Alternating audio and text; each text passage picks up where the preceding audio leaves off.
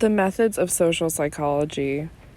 Retail business owners across the northern and southern United States received the following letter from a job applicant who described himself as a hardworking 27-year-old man who was relocating to the potential employer's town. Among a set of appropriate qualifications listed in the letter, the applicant described one rather striking blemish on his record. There is one thing I must explain, because I feel I must be honest and want no misunderstandings.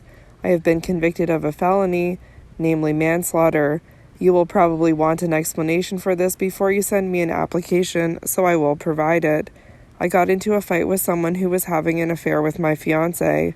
One night, this person confronted me in front of my friends at the bar. He told everyone that he and my fiancé were sleeping together. He laughed at me to my face and asked me to step outside if I was man enough. I was young and didn't want to back down from a challenge in front of everyone. As we went into the alley, he started to attack me. He knocked me down and he picked up a bottle. I could have run away and the judge said I should have, but my pride wouldn't let me.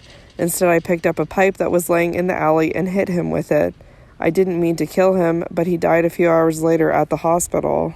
Some business owners who received the letter replied and complied with the applicant's requests, providing a job application, the name of a contact person, or a phone number to a call. Some even sent a personal note along with their response. Outline: the value of social psychology research, how social psychologists test ideas, the criteria of sound research, ethical concerns in social psychology research, basic and applied science. In truth, however, the applicant was a fictional character created by two social psychologists in a carefully planned study. 1997. The investigators measured the degree to which potential employers responded to the applicant's inquiry. If there was a note, the researchers rated how sympathetic it seemed, how encouraging it was, and whether it mentioned an appreciation for the applicant's candor. Cohen and Nesbitt found some distinct patterns in the replies. Retailers from the South complied with the applicant's request more than retailers from the North, and notes from Southern business owners were much warmer and more sympathetic than those from the North. One Southern retailer wrote in her letter, "As for your problem of the past, anyone could probably be in the situation you were in. It was just an unfortunate incident that shouldn't be held against you. Your honesty shows that you are sincere. I wish you the best of luck for your future. You have a positive attitude and a willingness to work. Those are the qualities that businesses look for in an employee. Once you get settled, if you are near here, please stop in and see us." No letter from a northern employer was remotely as sympathetic. Why were the Southerners seemingly so accepting of murder? You will find out in this chapter. More important, you will learn how the investigators found out. In addressing this question, the investigators employed most of the methods at the disposal of social psychologists, methods that deepen our understanding of human behavior and, in so doing, give us some tools to benefit society. Defending one's honor. Duels, like the one depicted here between Aaron Burr and Alexander Hamilton, were practiced in the United States well into the 1800s. They were called affairs of honor. The value of social psychology research. Why do social psychologists conduct research? Why is it useful to read about it? First and foremost, dealing effectively with many of today's most pressing problems, climate change, growing income inequality, biases against minority students in schools, sexual harassment, can be informed by findings from social psychology. But even beyond helping people to deal with critical societal challenges, social psychological research can provide us with a clearer understanding of less weighty elements of our everyday life. To be sure, we can get along perfectly well in everyday life without the benefit of findings from social psychology. Our everyday lives can be reasonably predictable. Most of the situations we find ourselves in are similar to other familiar situations, and our observations about how people behave in those situations are accurate enough to allow us to get by with some confidence in the correctness of our predictions. But many situations, dating, interviews, political discussions with a friend, contain surprises and pitfalls that social psychology research can help us anticipate and avoid. And even in familiar situations, our ideas about how people are likely to behave can be mistaken. Chapters 4, 5, and 12 Describe some of those mistaken beliefs about social behavior and how those beliefs get formed. Our opinions about why we behave as we do can also be mistaken. As discussed in Chapter 1, many of the factors that influence our behavior are hidden from us. They aren't available in conscious verbal form, but rather in non-conscious, non-verbal forms that aren't accessible to introspection. Fortunately, social psychology research can give us insight into the reasons not just for other people's behavior, but for our own as well. To see how social psychology research can illuminate even familiar aspects of human behavior and its causes, take a look at Box 2.1, see page 40. Make your own guesses about the outcomes of the research described, and then see how accurate your guesses are by looking at page 42. When you have to predict the results of studies and then find out what they were, you avoid the hindsight bias, the tendency to believe that you could have predicted some outcome that you've learned about, when in fact you couldn't have predicted it accurately. Hindsight bias, people's tendency to be overconfident about whether they could have predicted a given outcome. Once we hear some new fact, it's easy to think of reasons why it might be true. Coming up with those reasons can leave us with the feeling that we could have predicted the outcome when often we couldn't have. Psychologists have demonstrated this hindsight bias by telling some people a fact and asking them if they would have predicted it, and not telling other people about the fact and asking for their predictions. It's very common that the people kept in ignorance make incorrect predictions, but those told the fact are confident they could have predicted it correctly. Looking back, social psychology research shows us that some of our beliefs about how people behave are mistaken. Our beliefs about the reasons for our own behavior can also be mistaken. Social psychology findings sometimes seem obvious, but often only after we know what they are. The hindsight bias mistakenly convinces us that we would have known the correct answer if we had been asked to predict the finding. How psychologists test ideas. Social psychologists use a wide variety of methods to test hypotheses about human behavior. As you read about these methods in this chapter and see them applied elsewhere in the book, keep in mind that their underlying logic is crucial for getting at the truth of propositions about social behavior. Even if you can't conduct a study to test a particular proposition because resources are insufficient or because it would be unethical, thinking through how you would test a given idea can lead you to new ideas that, on reflection, might surpass your initial speculation. Such an exercise is called a thought experiment, and it's one of the most useful critical thinking skills you'll learn from reading this book. The scientific method itself would not have led anywhere. It would not even have been born without a passionate striving for clear understanding. Albert Einstein, out of my later years. To conduct a thought experiment, you need to speculate about the results you might obtain under two different sets of circumstances to develop more precise hypotheses about the phenomenon in question. Although no substitute for actually collecting data, a thought experiment can help to clarify your assumptions and general conceptual understanding of the phenomena in question. Hypothesis, a prediction about what will happen under particular circumstances. Theory, a set of related propositions intended to describe some phenomenon or aspect of the world. A hypothesis is a prediction about what will happen under particular circumstances, especially in a research study. A theory is a set of related propositions intended to describe some phenomenon or aspect of the world. In speaking casually, people sometimes say that something is just a theory, meaning it's a notion largely unsupported by facts. In science, including social science, theories generally have support in the form of empirical data, and they often entail predictions that would be surprising except in light of the theory. In the history of science, many theories have led to a greater understanding of natural phenomena or to important real-life consequences. Evolutionary theory is supported by an enormous number of facts, as well as non-intuitive predictions that have been confirmed by empirical observation. Bacterial adaptation to drugs, for example, is well understood in terms of evolutionary theory. Box 2.1. Focus on intuitive social psychology. Predicting research results. Try to predict how people would behave in each of these situations. Put a check by the answer you believe to be correct before you see the right answer. If you don't commit yourself in that way, you'll be vulnerable to the hindsight bias. See page 42 for answers. 1. Does familiarity breed liking or contempt?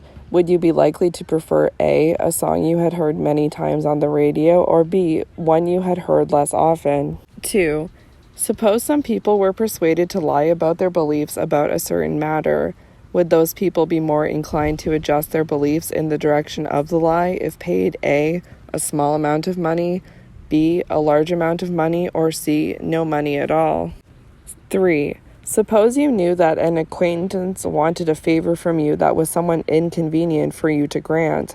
Would you like him better if A, he refrained from asking you the favor, B, he asked you to do the favor and you complied, or C, he asked you to do the favor and you regretfully turned him down? 4. Suppose you got a friend to think seriously for a few minutes about the inevitability of death.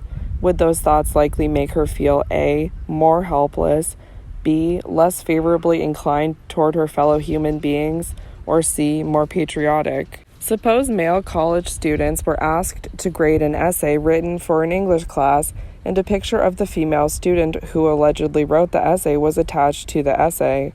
Would the grade be higher if A, she was very pretty, B, she was average looking, C, she was quite plain looking, or D, the student grading the essay was about as good looking as the person who allegedly wrote the essay? Suppose people were asked to choose between an option with substantial potential gain but also substantial risk and another option that entails less potential gain but also less risk. Would people be more likely to choose the risky option if A, they considered the choice by themselves, or B, they considered the choice in discussion with a small group, or C, would it make no difference? 7. Suppose you offered a reward to some nursery school children if they would draw with some special colored markers, and all the children who were offered the reward drew with them. Would these children be A, more likely to play with the markers at a subsequent time than the children who were never offered the reward but got one anyway, B, less likely, or C, equally likely?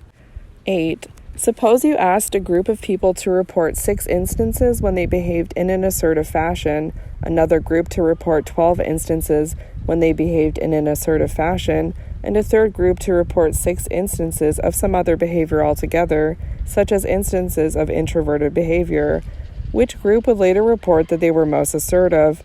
A, the group asked for 6 instances of assertive behavior, B, the group asked for 12 instances of assertive behavior, C, the group asked about some other behavior, or D, would it make little difference what the group was asked? How accurate were your predictions? 1. Familiarity in general breeds liking. The more a person has been exposed to a stimulus within broad limits, the more the person likes it. See Chapter 10. 2. People are more persuaded by the lies they tell if they are paid nothing or a small amount than if they are paid a lot. See Chapter 7. 3. We like people more if we do them a favor. See Chapters 7 and 9. 4. When people are reminded of their own mortality, they focus on the values they hold most dear, such as religion and love of country. See Chapter 7. 5. Males give higher grades to females who are good-looking. See Chapter 10. 6. There's no general answer to the question of whether people are more likely to prefer risk when they discuss things in a group. They prefer risk more if that was their initial inclination before discussion, and less if caution was their initial inclination. See Chapter 12. 7. Rewarding children for doing something they would do anyway makes them less interested in doing it. Contracts are likely to turn play into work. See Chapter 7. 8. People report that they're more assertive if they're asked to think of a few instances of assertiveness rather than if they're asked to think of many. It's easier to come up with a few instances than many, and people use the effort it was necessary to expend as an indicator of what they are really like. If it seems hard to come up with examples, they'll rate themselves as less assertive than if it's easy. See Chapter 4. An example of a hypothesis born of a social psychology theory is the prediction that when people work hard to acquire something, a consumer product, a new job, or admission to an exclusive club, and it turns out to be disappointing, they will be motivated to find hidden benefits in what they acquired. Such a hypothesis, which can be tested in a variety of ways, is an example of the sort of hypotheses that are generated by dissonance theory, the theory that people like their thoughts to be consistent with one another and will do substantial mental work to achieve such cognitive consistency. Hypotheses are tested by studies, which examine predictions about what will happen in particular concrete contexts. Thus, theories are more general than hypotheses, which are in turn more general than the findings derived from the studies that test them. Science and everyday life cannot and should not be separated. Rosalind Franklin, British scientist whose work paved the way for the discovery of DNA. Observational research. The first step in scientific research is often just looking at a phenomenon in a systematic way, with a view to understanding what's going on and coming up with hypotheses about why things are as they are. Charles Darwin was first and foremost a great observer of natural life, and his observations of finches in the Galapagos Islands, as well as all manner of other species during his 5.5 years on the Beagle, led to his theory of evolution by natural selection. Social psychologists likewise learn a great deal from observation. One such method of research, used by both psychologists and cultural anthropologists, is called participant observation and involves observing some phenomenon at close range. An anthropologist may live with a group of people for a long time, noting what they do and coming up with guesses, sometimes inspired by conversations with the people being studied about why those people behave in certain ways or have certain beliefs.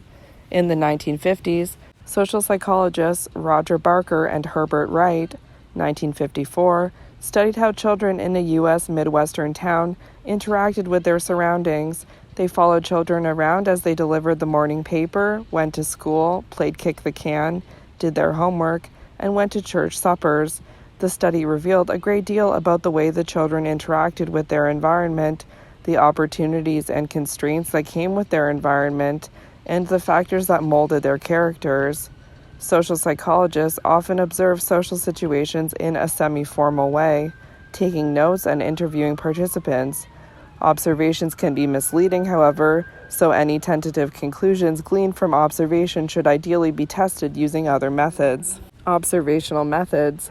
The evolutionary psychologist and human behavioral ecologist Lawrence Sugiyama is shown here, with a bow and arrow, involved in a particularly active form of participant observation. Archival research. One type of research can be conducted without ever leaving the library or one's computer. Researchers can look at evidence found in archives of various kinds, including census reports, police records, sports statistics, newspaper articles, and databases containing ethnographic, anthropological descriptions of people in different cultures. For example, for their research on cultures of honor, Nisbet, 1993, and his colleagues studied FBI reports of homicides and found, as they had anticipated, that homicides were more common in the U.S. South than in the North. The FBI reports also included the circumstances of the homicides, murders committed in the context of another felony, such as while robbing a convenience store, versus murders that are crimes of passion, such as in the context of a love triangle. In another study, Nisbet and Cohen, 1996, analyzed the various types of murders and discovered that in the South, the most common kinds of homicide involved some type of insult, for example, barroom quarrels and cases of sexual infidelity. Indeed, other kinds of homicide not involving personal honor are actually less common in the South, leading a Southern sociologist, Reed, 1981, to say that you're safer in the South than in the North if you stay out of the wrong bars and bedrooms. Surveys. One of the most common types of study in social psychology involves simply asking people questions. Surveys can be conducted using either interviews or written questionnaires. The participants can be a small collection of students or a large sample of the national population. When the investigator is trying to discern the beliefs or attitudes of some group of people, freshmen at a particular university, say, or Hispanics living in Canada, representative sampling is important. The people in the survey must be representative of the population as a whole, which is best achieved by selecting potential respondents randomly. The only way to obtain a random sample is to give everyone in the population an equal chance of being chosen. If the university has a directory of students, a random sample can be obtained by finding out the total number of freshmen, say 1,000, deciding how many to interview, say 50, and then selecting every 20th name from the directory and asking those people to participate in the survey, figure 2.1. Such a sample isn't technically random because the directory is likely to be organized alphabetically, and every 20th name is chosen systematically rather than randomly. But the procedure is a reasonable approximation because there's unlikely to be anything systematically associated with every 20th name. Convenience sampling, such as contacting people as they enter the library or emailing fraternity and sorority members, is not random. A convenient sample may be biased in some way. That is, it might include too many of some kinds of people and too few of others. Information based on biased samples is sometimes worse than no information at all. One famous example from the history of public opinion polling comes from a survey conducted by the Literary Digest, involving more than 1 million respondents. The Literary Digest erroneously predicted that the Republican Alf Landon would defeat Franklin Delano Roosevelt in the 1936 U.S. presidential election. In fact, the election was one of the most dramatic landslides in history. Landon carried only 2 states. How could the survey have been so far off? The sample was biased because it was drawn from telephone directories and automobile registrations. In 1936, wealthy people were more likely to own phones and cars than were poorer people, and they were also more likely to vote Republican. You've undoubtedly seen the results of reader surveys in various magazines. 2/3 of People magazine readers who went on a vegan diet say they lost weight. 3/4 of the readers of Outside magazine say that sex is more enjoyable outdoors. 60% of respondents in a Slate poll claim they are happier after going to church than if they stay home and watch a football game on Sunday. Actually, all 3 results are fictitious and you should ignore each claim. In fact, you should ignore all claims like these, even if they aren't made up, because the people who take the time to respond to such polls are likely to be different from those who do not respond, and therefore are unlikely to represent the population as a whole. For example, readers of people who have lost weight may be more likely to respond to a survey about weight loss than those who haven't lost weight. The criterion that everyone be equally likely to be included in the sample is clearly not met, upping the odds that the survey results are misleading. Nisbet and Cohen, 1996, used surveys to try to find out why U.S. Southerners were more likely to commit homicide. One possibility was that Southerners were simply more accepting of violence, but when the investigators looked at published national surveys of attitudes toward violence, they found few regional differences. For example, Southerners were no more likely than Northerners to agree with the sentiment that an eye for an eye justifies retaliation, and Southerners were actually more likely to agree that, when a person harms you, you should turn the other cheek and forgive him. However, the researchers found that Southerners were more likely to favor violence in response to insults, and to think that a man would be justified to fight an acquaintance who looks over his girlfriend and talks to her in a suggestive way. Southerners were also more likely to approve of violence in response to threats to home and family, thinking, for example, that a man has a right to kill a person to defend his house. The investigators also found that Southerners were more approving of violence in socializing children.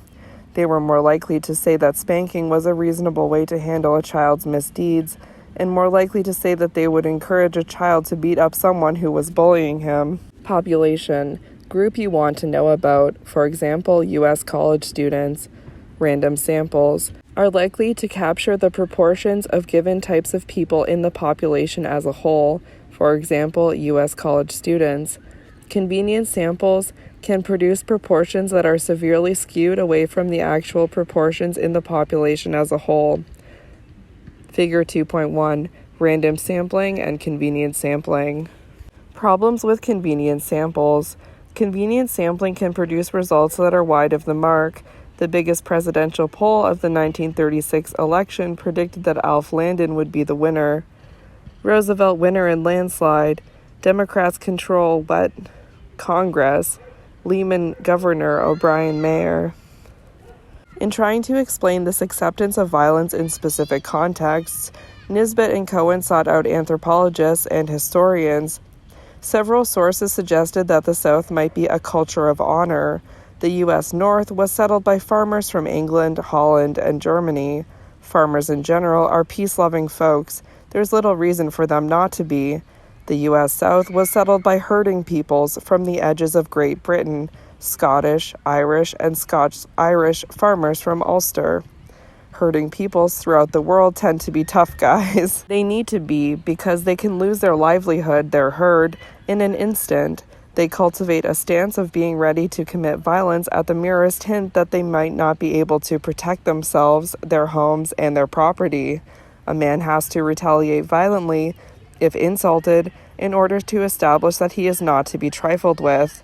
Parents teach their children not to fear violence and to know how to protect themselves. This historical hypothesis guided the rest of Nisbet and Cohen's research. In addition to the fringes of Britain, herding has traditionally been much more common in the Mediterranean countries than in Northern Europe, and those countries in general have always been cultures of honor. The Corsican Napoleon and the Sicilian Mafia are examples. In Greek mythology, or perhaps in Greek history, we don't really know, Paris of Troy took beautiful Helen from her husband, Menelaus of Sparta, provoking a war of 10 years' duration. The face that launched 1,000 ships likely wouldn't have caused so many Northern European vessels to set sail. Correlational research. Research that involves measuring two or more variables and assessing whether there is a relationship between them. Experimental research. In social psychology, research that randomly assigns people to different conditions or situations and that enables researchers to make strong inferences about why a relationship exists or how different situations affect behavior. Third variable, a variable often unmeasured in correlational research that can be the true explanation for the relationship between two other variables. Self-selection. In correlational research, the situation in which the participant, rather than the researcher, determines the participant's level of each variable, for example, whether they are married or not, or how many hours per day they spend playing video games, thereby creating the problem that it could be these unknown other properties that are responsible for the observed relationship. Correlational research. One of the most important distinctions among different types of research is between correlational research and experimental research. In correlational research, psychologists measure two or more variables and examine whether a relationship exists between them. Experimental research goes a step further, enabling investigators to make strong inferences about why a relationship exists or how different situations affect people's behavior. Correlation does not establish causation. Looking for correlations is an important way to begin a line of inquiry. However, once established, a correlation requires further exploration. Does variable 1 causally influence variable 2, or is it the other way around, reverse causation, or does some third variable influence both? In correlational research, we can never be sure about causality. For example, U.S. News and World Report reported in 2013 that casual sex worsens college students' mental health. The article reported that students who have more casual sex encounters tend to have poorer mental health than those who have fewer, but casual sex might be associated with loneliness, and we know that lonelier people have poorer mental health than people who don't report that they're lonely. So a third variable, loneliness, might be causing students to engage in more casual sex and might worsen their mental health. In that case, casual sex might not in fact be causing poorer mental health, rather a third variable is causing both. It's even possible that the causal direction runs the opposite way from what is suggested in the headline. Poorer mental health may cause people to seek out casual sex as a way of feeling less unhappy. Correlational research usually can't provide convincing evidence that there is a causal relationship because of the possibility of self-selection. That is, the investigator has no control over a particular participant's level or score on a given variable. For example, whether the participant grew up in poverty or opulence, has an IQ of 100 or 130, or follows the teachings of Jesus, Muhammad, or Buddha. In effect, the participants have chosen their level on all variables. The those that are measured and those that aren't. For example, in the study reported by Time, the researchers didn't assign people to be married or not. They either were or weren't, and the researchers didn't know what other qualities each participant brought in addition to marital status: a sunny or gloomy disposition, good or bad physical health, an easygoing or high-maintenance personality. These various qualities are simply measured, or not assigned by the researcher.